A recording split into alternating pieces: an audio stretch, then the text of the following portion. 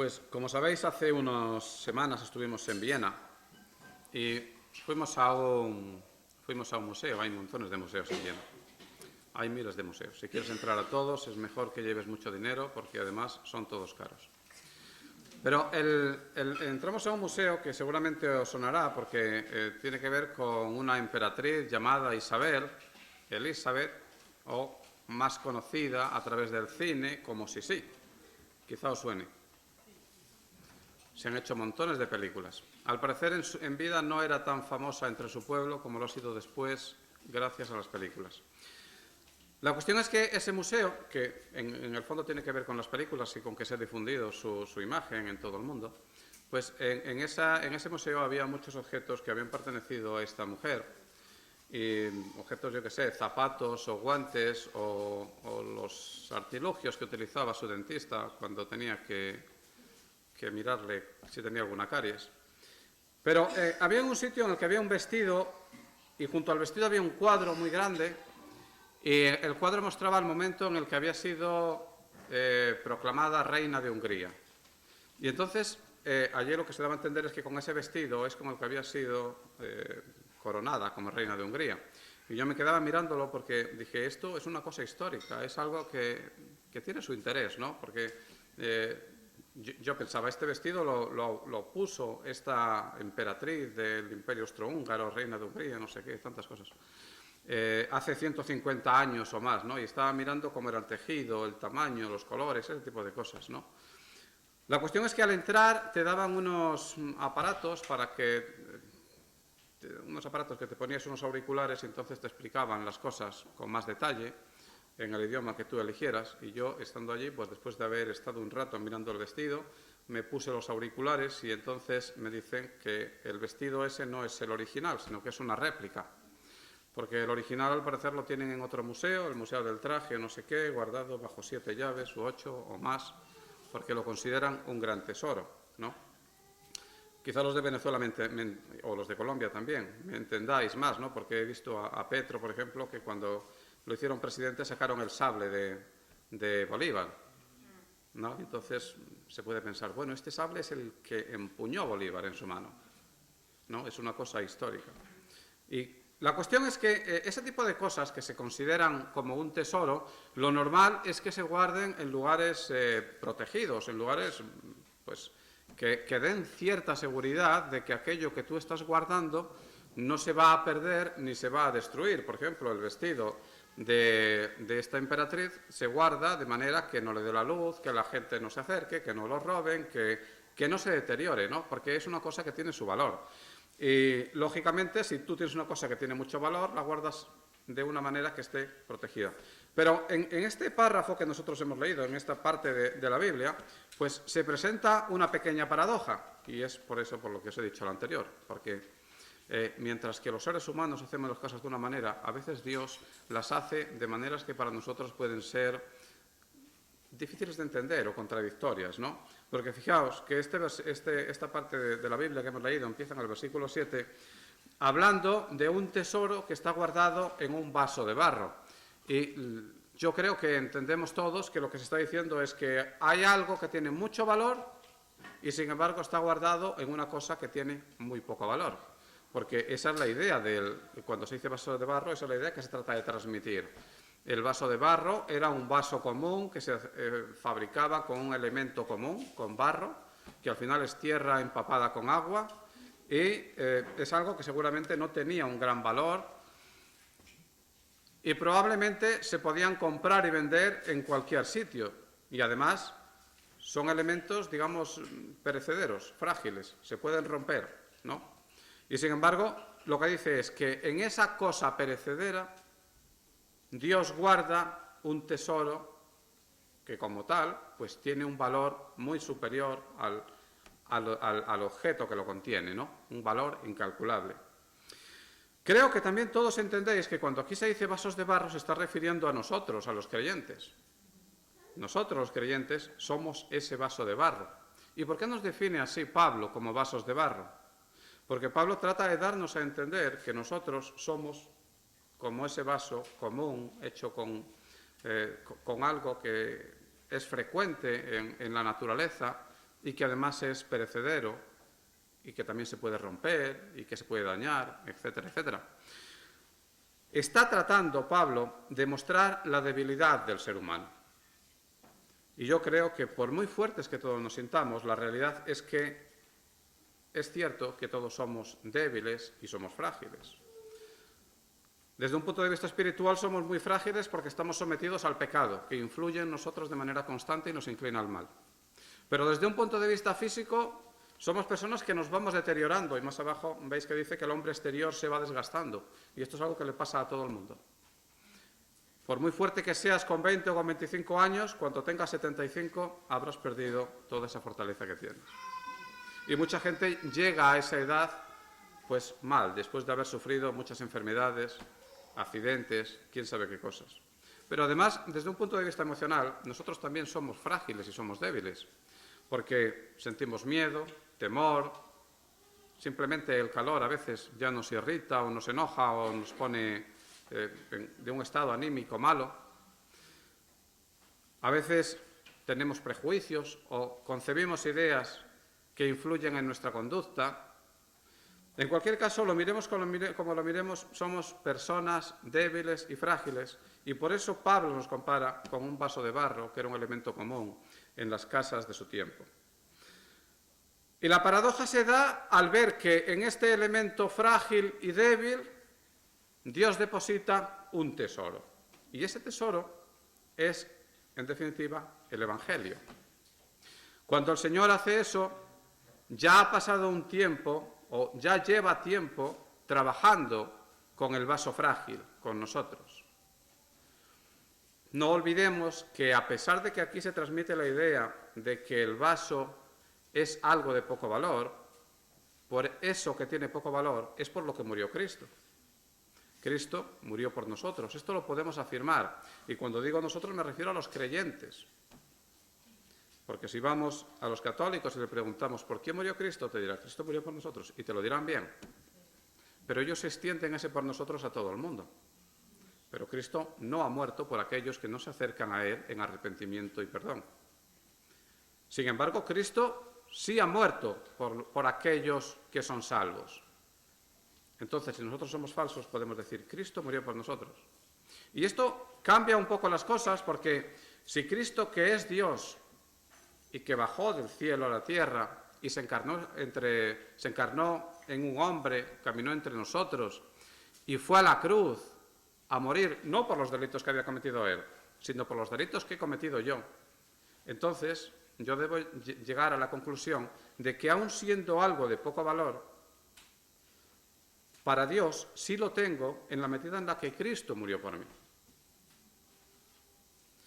Dios sabe que nosotros somos personas débiles, pero aún así nos concede un gran valor porque Cristo murió por nosotros. Sin embargo, nosotros debemos reconocer que no solo somos débiles, sino que también somos indignos de todas esas cosas que Dios ha hecho por nosotros. Y además de darnos la salvación, pone en nuestras manos un tesoro de valor incalculable, que es el Evangelio. Fijaos, este versículo empieza con un pero, y cuando en la Biblia vemos un pero, tenemos que ir atrás a ver qué es lo que pone atrás en la Biblia. Y si vamos al versículo 6 del capítulo 4, dice, porque Dios que de las tinieblas resplandeciese la luz, es el que resplandeció en nuestros corazones para iluminación del conocimiento de la gloria de Dios en la faz de Jesucristo. Y luego ya habla del tesoro. Entonces, el tesoro no es la iluminación, que se dice en el versículo 6. El tesoro es el conocimiento que tenemos nosotros, los creyentes, de quién es Cristo y de quién es Dios y de qué ha hecho Cristo por nosotros. Y esto, resumidamente, lo podemos llamar Evangelio. Ese es, en el fondo, el Evangelio. Si vosotros recordáis, 1 Corintios, Pablo le había dicho que las cosas de Dios no las puede entender el hombre natural, porque para él son locura. Sin embargo, esas cosas, los creyentes, sí las podemos entender. Dios, con la ayuda del Espíritu, a través del Espíritu Santo que mora en nosotros, nos hace entender quién es Dios, cómo es Dios, qué es lo que ha hecho por nosotros y qué somos nosotros. Y a eso lo podemos llamar el Evangelio. Así que los creyentes conocemos quién es Dios. Dios pone en nosotros ese conocimiento no simplemente para que lo tengamos, sino para que lo repartamos por el mundo. Lo curioso de este tesoro es que, aunque nosotros se lo entreguemos a otros, no dejamos de tenerlo con nosotros. Digamos, el tesoro no es algo que a medida que entregamos mengua. Nosotros siempre vamos a conservar ese tesoro por muchas veces que se lo entreguemos a otras personas. La paradoja de poner un tesoro muy valioso en manos de personas que son débiles y que además son indignas de todo aquello que reciben de Dios, se explica si leemos el versículo 7 hasta el final. Hoy lo hemos leído 2 veces y el pastor nos lo dijo esta mañana de memoria.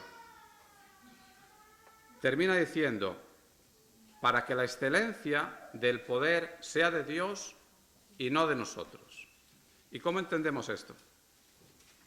Vosotros recordaréis que Dios no comparte su gloria con nadie. Esto es un salmo, está en los salmos. Y quizás recordéis momentos de la Biblia, como cuando Gedeón va a luchar contra los madianitas. Esto está en el libro de Jueces. Gedeón va a luchar contra los madianitas y lleva un ejército muy numeroso. Y entonces Dios le dice, dile que se vuelvan aquellos que sientan temor o que sientan miedo, porque puede ser que acabes ganando y penséis que el triunfo tiene que ver con vosotros. Y entonces muchos se vuelven, pero aún quedan muchos. Y Dios le dice que beban agua del río. Y según como beban, unos se quedan y otros se van. Y al final queda Gedeón con 300. Y con esos 300, Dios le da la victoria para que les quede claro a todos los israelitas que realmente la victoria es de Dios, no es suya. En estos días, vosotros recordaréis, los que venís por la mañana por lo menos, que hemos estado hablando de la iglesia de Antioquía, que fue una iglesia muy dinámica en el primer siglo. Pues, si recordáis, la semana pasada o la anterior, yo os dije, esta iglesia fue fundada por personas que llegaron después de que se produjera la persecución en Jerusalén. Fueron personas que primero fueron a Chipre y después pasaron a Antioquía y se fundó esa iglesia. Y esa iglesia se convirtió en la más dinámica en ese momento. Porque es, fijaos bien, la iglesia que envió a Pablo en su primer viaje misionero. Ahora, ¿quién fundó esa iglesia? No aparece el nombre de los misioneros que fundaron la iglesia. Esta debe ser siempre la actitud del creyente con Dios. Debemos desear que nuestro nombre no aparezca por ningún sitio, pero que nuestro trabajo redunde en gloria para Dios. Así debe ser. Y esto nos sirve también como una especie de termómetro para ver cómo están muchas iglesias. Si alguna vez entramos en una iglesia en donde el nombre del pastor se esté escrito con letras más grandes que el nombre de Cristo, puedes pensar en salir corriendo de la iglesia, porque ahí no se predica a Cristo, se predica al pastor. Cuando veamos personas que están buscando su propia gloria y no la gloria de Dios, podemos pensar o podemos desconfiar de esa persona. El verdadero siervo debe desear siempre la gloria de Dios. Y debemos reconocer que somos obreros inútiles, que hacemos simplemente el trabajo que Dios nos dice que hagamos. Y después de eso, lo que debemos hacer es esperar que todo el mundo le dé gloria a Dios. Más adelante, en esta misma carta, Pablo, en el capítulo 12, le dirá también a los corintios que él le ha pedido 3 veces al Señor que le quite un aguijón. Y vosotros recordáis cuál fue la respuesta, ¿no? La respuesta fue, bástate mi gracia, porque mi poder se perfecciona en tu debilidad. Entonces, todas aquellas cosas que nosotros hacemos, debemos hacerlas pensando siempre en la gloria de Dios y no en nuestra propia gloria. Lo mejor, de hecho, es que nosotros pasemos inadvertidos, como los fundadores de la iglesia de Antioquía. No sabemos quiénes son, pero ellos fueron a predicar el Evangelio y allí se levantó una iglesia dinámica que envió misioneros para sembrar el Evangelio en otros muchos lugares. Y el gran misionero fue Pablo, pero también Bernabé y otros. Bien, eso es lo que explica esta paradoja de que se ponga un tesoro muy valioso en manos de personas que realmente son indignas de tener ese tesoro, pero a Dios le ha agradado que las cosas sean así, para su gloria, para que nosotros, sabiendo que somos débiles, podamos, a través de nuestro trabajo, honrar a Dios. Pero es bueno que nosotros recordemos que somos personas débiles y que dependemos en todo del Señor. Si yo os preguntara a vosotros, si os dijera ahora, ¿tú reconoces eso? ¿Reconoces que eres una persona débil, que necesitas al Señor en tu vida para todas las cosas? Yo estoy convencido de que todos me vais a decir que sí. Sé vuestra respuesta. Vosotros también conocéis mi respuesta. Yo también os diré que sí. Y sin embargo puede ocurrir que en mi vida, aún diciendo eso, luego actúe como si las cosas dependieran de mí y no del Señor. En la iglesia esto se ve cuando ves, por ejemplo, a un pastor que está afanado con todo, haciendo todo, a veces sobrecargándose hasta llegar a la extenuación, al cansancio. Y no estoy yo defendiendo aquí la pereza o la falta de diligencia, pero debemos pensar que nosotros somos personas limitadas y que al final es el Señor quien da la victoria. Nosotros debemos hacer nuestro trabajo y esperar a que sea el Señor quien actúe a través de nosotros.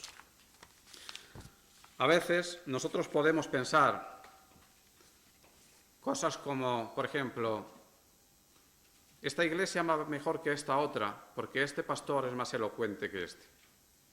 Quizá eso tenga algo de razón. Quizá habría que ver quiénes son las personas que asisten a una iglesia y que asisten a otra. Pero la realidad es que Dios actúa de maneras inverosímiles, de maneras que nosotros no podemos ni siquiera imaginar.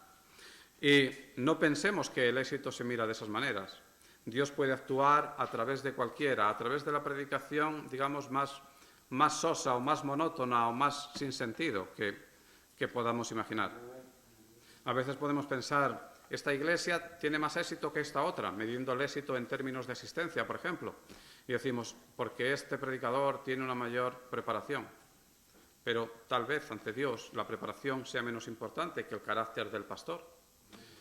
Y a lo mejor eso que nosotros vemos como un éxito no sea así. Quiero decir con esto que nosotros debemos vivir confiados en que no somos más que instrumentos que Dios usa para su propia gloria. Si deseamos nuestra gloria, estaremos empañando la gloria de Dios y estaremos estropeando en gran medida nuestro trabajo. El siervo debe desear la gloria de su amo por encima de la suya y debe buscar simplemente el anonimato, si fuera posible, pasar inadvertidos y dejar que todo nuestro trabajo redunde en gloria para Dios. Pablo lo entendía de esta manera y lo explica en este versículo de una manera muy clara, diciendo lo que somos nosotros y diciendo lo que es el gran tesoro que pone en nuestras manos. Sin embargo, Pablo no llega a pensar, ya que todo lo hace Dios, yo me quedo quieto. No, Pablo sabe que su trabajo es difundir el Evangelio en todo el mundo, darlo a conocer. Pero también sabe que eso no siempre va a ser fácil. De hecho, viendo la vida de Pablo o viendo la vida de otros hombres de Dios a lo largo de la historia, lo que vamos a ver es que siempre estuvieron sufriendo persecuciones. Y no debemos pensar que la persecución ya cesó y que ahora no va a venir. Quizá vivamos un tiempo más o menos plácido y tranquilo, pero cuidado, la persecución puede llegar en cualquier momento. Pablo, a pesar de su debilidad, a pesar de ser consciente de su debilidad, a pesar de ese aguijón, sabe que es Dios quien al final da éxito a su trabajo y da fruto a su trabajo. Aún así, él dice, estamos atribulados. Y ahí está reflejando cómo es el trabajo que tiene él. Sabe que llevar el Evangelio a otros sitios va a suponer sufrimiento. Fijaos, aquí dice, en versículo 8, estamos atribulados. Se podría entender de una manera más clara, estoy atribulado. Es decir, estoy sufriendo tribulaciones. Y sufrir una tribulación no es una cosa buena. Dice, estoy en apuros. O sea, no estoy nada bien. Versículo 9, estoy perseguido. Y luego en el versículo 9 también al final dice, dice derribado. Está dando idea de que no está precisamente bien y de que está sufriendo hostilidad por parte de muchos. Después habla de la muerte y también dice llevando en el cuerpo siempre por todas partes la muerte de Jesús. Y esto lo repite más abajo. Podríamos preguntarnos por qué hace Pablo todo esto. Porque esto está dando idea de que su trabajo como apóstol, como siervo de Dios que se dedica a difundir el Evangelio allí donde no ha llegado nunca antes, es una cosa mala. Y fijaos que más abajo, en el versículo 16 dice, no desmayamos. A pesar de todo lo que está pasando, él dice, yo no desmayo. ¿Y qué está diciendo con no desmayo? Lo que está diciendo es, a pesar de todo a pesar de esas persecuciones o de la tribulación, a pesar de todo ello, yo no desmayo y seguiré llevando la palabra de Dios a otras partes. ¿Por qué actúa Pablo de esta manera? La cuestión es que esta es la manera de actuar que debemos seguir también nosotros. Nosotros tampoco debemos desmayar, a pesar de que en muchas ocasiones veamos que tal vez le predicamos el Evangelio a una persona y esa persona no lo acepta bien. Y se lo predicamos otra vez y a lo mejor te da buenas palabras y no reacciona. Y se lo predicamos otra vez y a lo mejor entonces ya se cansa y te dice, déjame en paz. Muchas veces el trabajo de llevar el Evangelio a otras personas da la impresión de que es un trabajo que no tiene sentido, porque te diriges a diferente gente, personas de diferentes edades, en diferentes sitios, etcétera, etcétera, y no se ve un fruto verdadero, ¿no? Realmente nosotros no sabemos qué es lo que pasa con todas las personas y puede ocurrir que tú hoy le hayas dicho algo que hoy no parece que dé resultado en esa persona, pero quién sabe si pasado el tiempo esa persona recuerda lo que tú le dijiste y entonces el Espíritu Santo empieza a trabajar en su corazón. Eso nunca lo sabemos. La cuestión es que nosotros no debemos desmayar, porque el trabajo nuestro realmente es hacer eso y no más que eso. Hay veces que hay personas que dicen vamos a ganar almas. A mí esta expresión pues no me parece mal siempre que entendamos que el alma no la ganamos nosotros. Nosotros contribuimos a que el Señor la gane, porque el trabajo es de Dios. Nosotros solo podemos llevar el Evangelio. Bueno, Pablo da 3 motivos aquí para justificar la afirmación de que no desmaya. Fijaos, en el versículo 13 dice, creí. Dice, pero teniendo el mismo espíritu de fe, conforme a lo que está escrito, creí. Y en consecuencia, ¿qué dice? Creí, por lo cual hablé. Nosotros también creemos, por lo cual también hablamos. Esto lo podríamos leer pensando en nosotros. Nosotros también creemos, por lo tanto, también hablamos. ¿Y en qué creyó Pablo? Pues Pablo en lo que creyó es exactamente aquello que después va a predicar a los demás. Pablo creyó que Cristo es Dios, que Cristo vino a la tierra, que Cristo fue a la cruz por sus pecados, no por los de Cristo, por los de Pablo, que después fue enterrado, que Dios lo resucitó y que Dios lo ascendió al cielo. Eso es lo que cree Pablo y por eso Pablo habla. Y lo que está diciendo es, no desmayo porque tengo fe. Y la fe me impulsa a seguir haciendo lo que estoy haciendo porque sé que eso que hago es lo correcto y sé que eso es lo que Dios quiere que yo haga.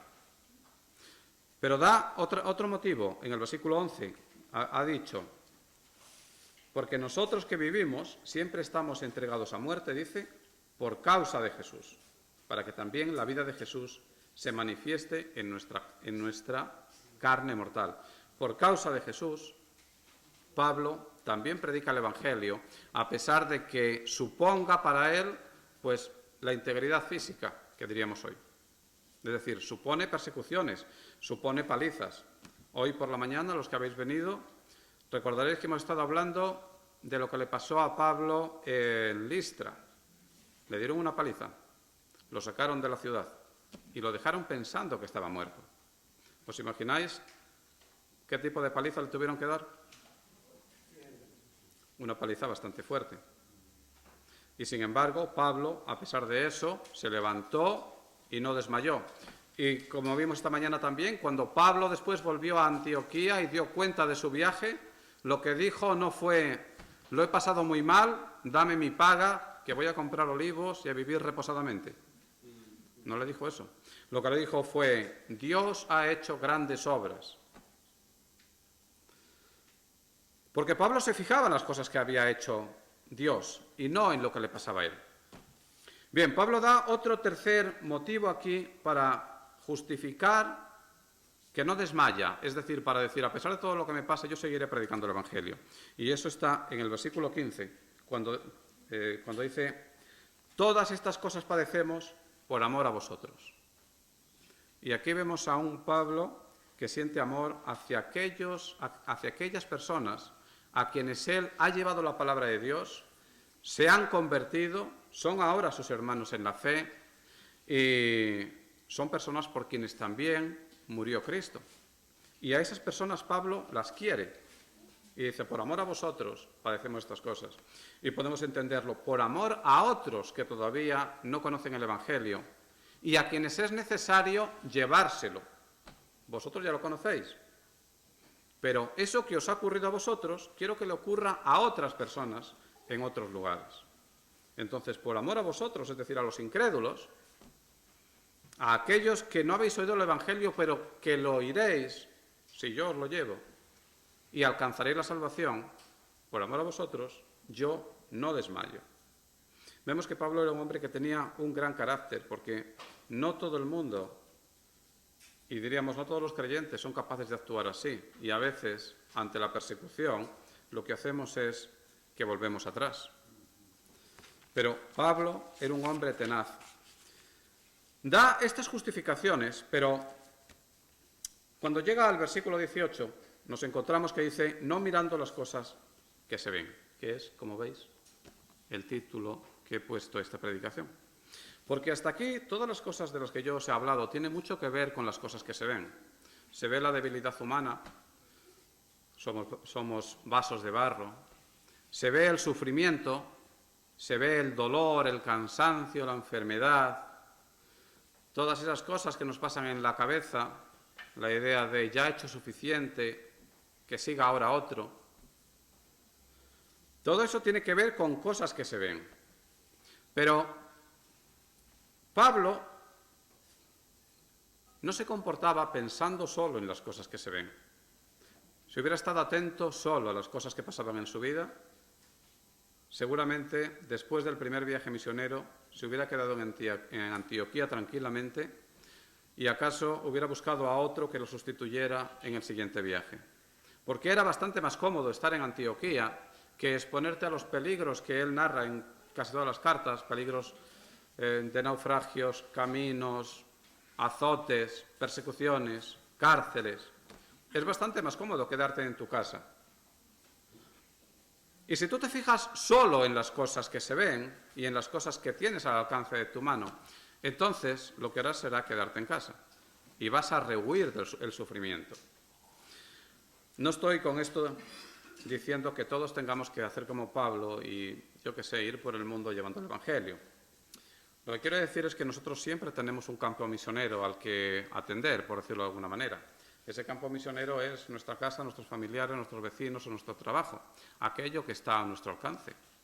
Pablo sufrió mucho porque fue perseguido. Cuando nosotros a veces, delante de terceros, nos callamos, es porque tememos la persecución. Y entonces en nosotros no se cumple esto que hemos leído en el versículo 13 que dice: creí, por lo cual hablé. Creí, pero tuve miedo y yo no hablé. ¿Cómo se hace para llegar al punto en el cual podemos decir creí, por lo cual hablé? Pues para llegar a ese punto nos tenemos que olvidar de las cosas que se ven. La persecución, la vergüenza, por ejemplo. Ese sentimiento de rechazo cuando le digamos yo a alguien: yo soy creyente, yo soy cristiano, yo voy a la iglesia, y esa persona te mire como diciendo: eres un pringao. Nosotros queremos evitar eso. Y como queremos evitarlo, lo que hacemos es creer, pero no hablamos. Y entonces habría que preguntarse, ¿de verdad estamos creyendo? Pablo dice en el versículo 18, no mirando las cosas que se ven, sino las cosas que no se ven. Las cosas que se ven son las tribulaciones, el dolor, el sufrimiento. ¿Cuáles son las cosas que no se ven? Pablo lo dice en el versículo 18, son las cosas eternas. Y en estos versículos que hemos leído del capítulo 4 y del capítulo 5 de 2 de Corintios, Pablo cita un montón de cosas que no se ven. Porque vosotros recordáis que yo os acabo de leer, y lo tenéis ante vosotros si tenéis la Biblia abierta, que en el versículo 8 y en el versículo 9, Pablo dice, estoy atribulado. Sin embargo, Pablo no se queda ahí. Dice, mas no angustiado. Estoy mal, pero no tan mal, no lo suficiente mal como para abandonar. Dice, estoy en apuros. Sin embargo, ¿qué dice? No desesperado. Preguntémonos si nosotros alguna vez nos hemos desesperado con cosas más pequeñas que las que le pasaron a Pablo. Porque yo creo, y lo digo juzgándome a mí mismo, que en muchas ocasiones me desespero por cosas que carecen de sentido. Cosas tontas, cosas pequeñas. Y sin darme cuenta, llego a la desesperación. Dice Pablo en el versículo 9, estoy perseguido, pero luego añade, no estoy desamparado. Y estoy derribado, y dice, pero no destruido. Es decir, todavía puedo seguir adelante. Es importante que nosotros recordemos que Dios no nos abandona. Iba a citar el versículo y se me ha olvidado. Dios dijo, no te dejaré ni te desampararé, porque Él dijo, no te dejaré ni te desampararé. Y yo creo que si os pregunto a vosotros si creéis que esto es cierto, creo que todos me diréis que sí. Y si vosotros me lo preguntáis a mí, yo también os diré que sí. ¿Creemos que Dios no deja ni desampara al justo? ¿Y quién es el justo? El justo soy yo, porque soy salvo. Los justos son los salvos. Teóricamente somos capaces de creerlo, pero en la práctica, ¿de verdad lo creemos? ¿Sentimos nosotros que Dios nos ha desamparado alguna vez? Yo creo que sí. Y si somos honestos, es probable que vosotros también en vuestra cabeza ahora mismo estéis diciendo sí. Yo muchas veces he tenido un problema de poca importancia y de repente he pensado, ¿por qué Dios no me soluciona este problema? Y ahí ya estoy diciendo, Dios me ha desamparado. Dios me ha dejado solo. Dios no actúa como yo quiero que actúe. Yo cuando pienso eso, lo que estoy diciendo es que no creo que las promesas de Dios sean ciertas. Y aquí ya estoy en la parte que tiene que ver con lo que no se ve. ¿Qué es lo que no se ve? Lo que no se ve son las promesas de Dios. ¿Cuántas promesas de Dios podríamos citar de esta parte de la Biblia que hemos leído? Fijaos, en el versículo 14 del capítulo 4 dice Pablo, sabiendo que el que resucitó al Señor Jesús, a nosotros también nos resucitará con Jesús y nos presentará juntamente con vosotros. Y en el capítulo 5 nos habla de una morada eterna.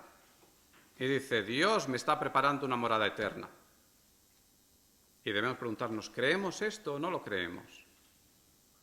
Estas son las cosas que no se ven todavía, pero nosotros debemos creer en ellas firmemente, porque son promesas de Dios. Y si no las creemos, estamos diciendo que Dios es mentiroso.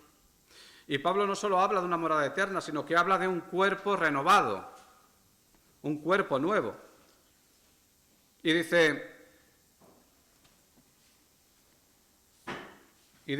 y esto está entre paréntesis, más o menos lo que aparece aquí escrito, dice, porque por fe andamos y no por vista. Y eso es lo mismo que esto.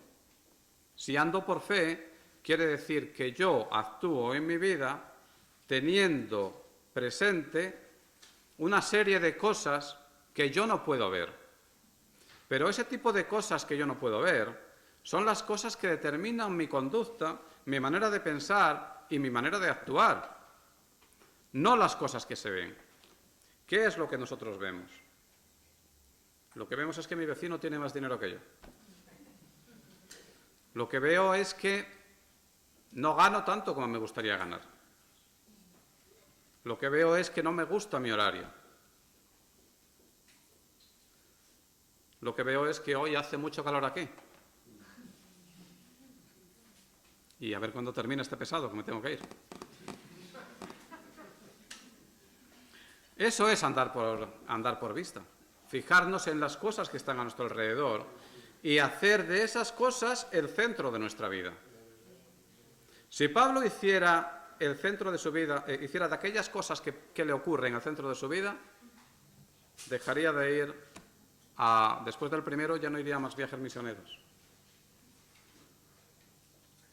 Pero si Pablo está pensando en las cosas que no se ven, entonces Pablo, después del primer viaje misionero, dirá, vamos al segundo. Me han maltratado y me van a volver a maltratar ahora. Pero en el primer viaje misionero, Dios bendijo a muchísima gente. Hubo infinidad de convertidos. Dios se glorificó a través de mi trabajo en muchos lugares. Pues vamos a seguir trabajando para que la gloria de Dios aumente mediante la salvación de otras personas que jamás han escuchado el Evangelio. Esas cosas que nosotros tenemos que tener presentes son cosas que a veces, cuando se le habla al mundo de ellas, las infravaloran, las minusvaloran, no les dan importancia. Si tú sales a la calle y eliges una persona al azar y le dices, ¿tú crees en Dios? Y es bastante probable que te diga, no, yo soy ateo. Te está diciendo, déjame en paz, que estoy en mi vida. Tú le dices, yo creo en la vida eterna, ¿tú qué crees? Te va a decir que no, claro, porque si es ateo dirá que no. Mucha de esa gente, lo que piensa cuando se habla de la vida eterna o de las promesas de Dios mismo, lo que piensan es que aquellos que creen en estas cosas son personas que viven angustiadas y con miedo. Y debido a que viven angustiadas y con miedo, acaban creyendo fábulas para poder resistir la dureza de este mundo.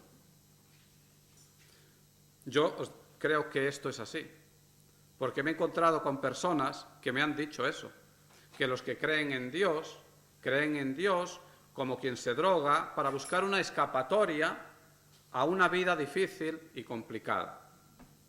Pero la realidad es que nosotros, como creyentes, sí debemos creer en estas cosas. Es más, cuando alguien nos dice estas cosas, podemos estar seguros de que se está cumpliendo lo que Pablo les dijo a los Corintios en la primera carta. Las cosas de Dios son locura a los que se pierden. Para ellos esas cosas no tienen ningún sentido, pero para nosotros sí tienen sentido. Y deben tener sentido hasta tal punto de que nuestra vida esté más centrada en todas esas promesas de Dios que en las cosas que vemos con nuestros ojos. Porque al final nuestra conducta, nuestra manera de actuar y nuestra manera de comportarnos con los demás y en todos los aspectos de la vida va a venir determinada por aquellas cosas a las que nosotros le damos importancia.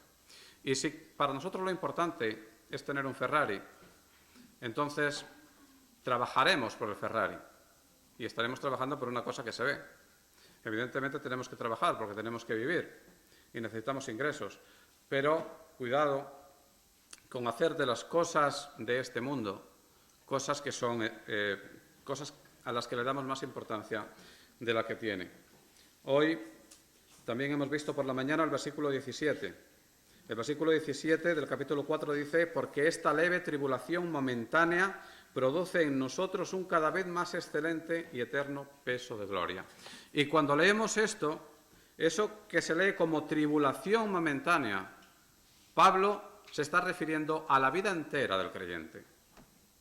La tribulación momentánea puede durar un mes o un año, pero entendámoslo como la vida entera del creyente. Y Pablo dice, aunque nuestra vida sea muy larga y dure 100 años, y no sea una vida cómoda ni fácil, todo lo que vivamos en esos 100 años es algo momentáneo en comparación con la eternidad.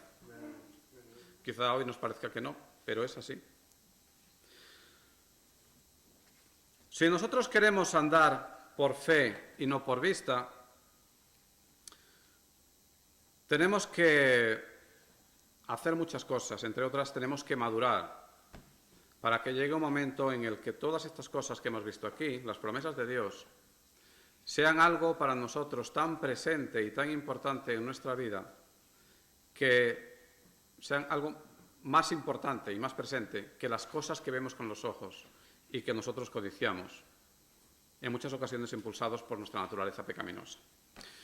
Porque cuando eso ocurra, lo que va a pasar es que nuestra conducta y nuestra conducta va a cambiar y nosotros nos presentaremos ante el mundo de una forma diferente. Para empezar, le daremos poca importancia a las cosas de este mundo. Nos daremos cuenta de que son todas temporales, que al final, por mucho que duren, acabarán desapareciendo y acabarán convirtiéndose en polvo. Pero además, seremos capaces, incluso en aquellos momentos en los que lo estemos pasando mal, de dar gloria a Dios y de bendecir a Dios. Aquí tenemos el versículo 8 que dice: confiamos y más quisiéramos estar ausentes del cuerpo y presentes al Señor. Y dice el 9, por tanto, procuramos también, o ausentes o presentes, serle agradables. Solamente si nosotros nos esforzamos en vivir convirtiendo en el centro de nuestra vida esas cosas que no se ven, nosotros seremos capaces de vivir una vida confiada. En caso contrario, vamos a vivir con miedo y con temor. Y cualquier cosa nos va a asustar. Y creeremos que somos capaces de resolver todos los problemas por nuestras fuerzas, o tal vez que venga alguien y nos lo resuelva. Pero solo si pensamos de verdad en las cosas eternas, nosotros seremos capaces de vivir con confianza, sean cuales sean las circunstancias que haya en nuestra vida. Y después de vivir con confianza, incluso en momentos difíciles y complicados, seremos capaces de hacer todo pensando en agradar a Dios y no pensando en agradarnos a nosotros. Y esto no es sencillo, porque es fácil darle gracias a Dios y dar gloria a Dios cuando nos ha tocado la primitiva, o cuando estamos bien, o cuando hemos recibido un premio, o cuando España gane el Mundial, si es que lo gana. Pero quizás sea más difícil darle gracias a Dios si perdemos con Francia. El ejemplo quizá no sea del todo bueno, pero yo pienso que vosotros me entendéis. Es fácil agradar a Dios y darle gloria a Dios por cualquier cosa cuando nos va bien y cuando nos sentimos que Dios nos está bendiciendo materialmente. Pero es difícil agradar a Dios y dar gloria a Dios cuando no sentimos que nos está bendiciendo materialmente. Y a veces puede ocurrir que estemos muy mal y no llegan a nuestra vida bendiciones materiales, pero Dios nos está cubriendo de bendiciones espirituales. Es fácil dar gloria a Dios cuando de verdad creemos y cuando de verdad pensamos que Dios no nos va a desamparar y que Dios no nos está desamparando en medio de la tribulación. Todo lo que hemos leído termina con un versículo que debemos entender bastante bien para no equivocarnos, que es el versículo 10.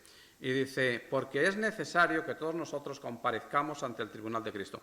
Pablo, en los versículos anteriores, ha estado diciendo que pase lo que nos pase aquí, él sabe que nosotros tenemos una morada en el cielo, que es una morada eterna. Y les ha dicho también que de todas esas promesas que tenemos de Dios, ya estamos disfrutando de una por anticipado, que es el Espíritu Santo, porque nos ha dado las arras del Espíritu Santo.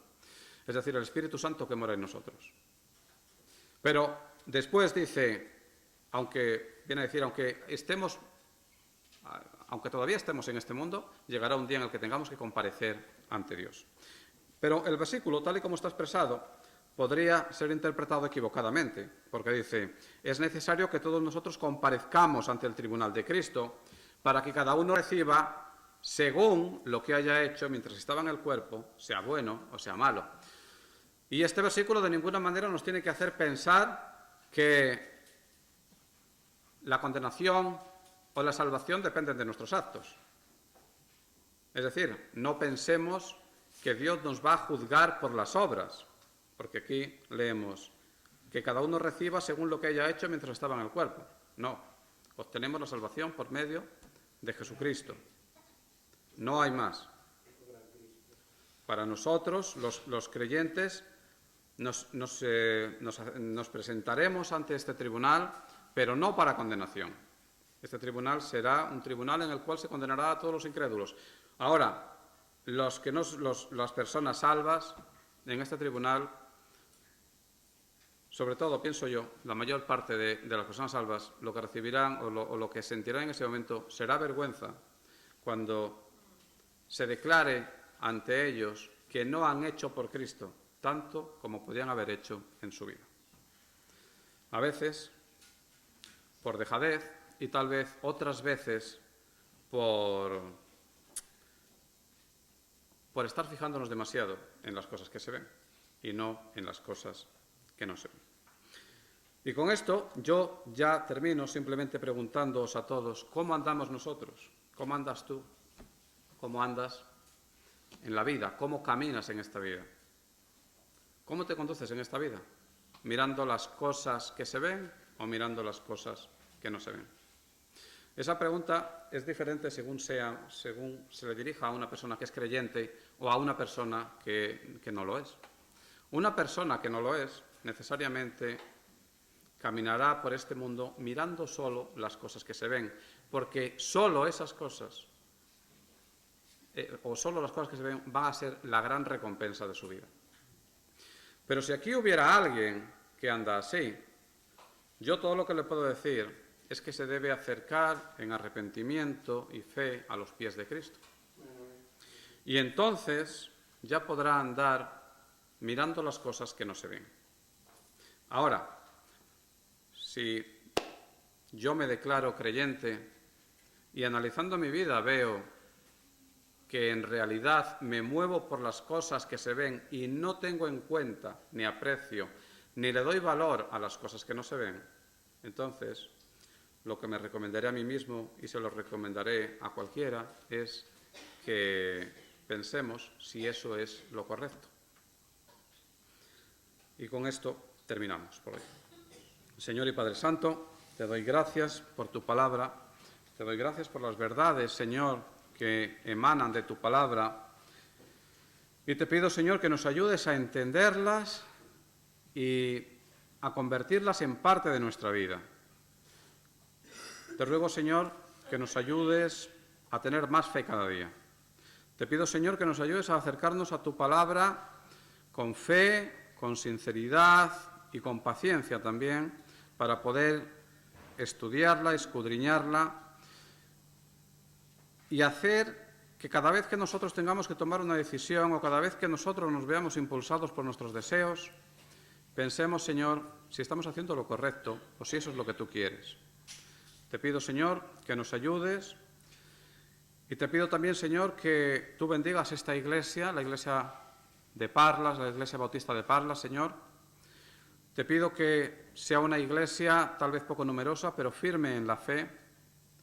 Te ruego, Señor, por la salud espiritual de todos los hermanos de la iglesia de Parla y te pido, Señor, también por la salud espiritual de todas aquellas personas que todavía no son miembros de la iglesia, pero que han pasado por aquí, por aquellos que se declaran salvos y por aquellos que no lo son.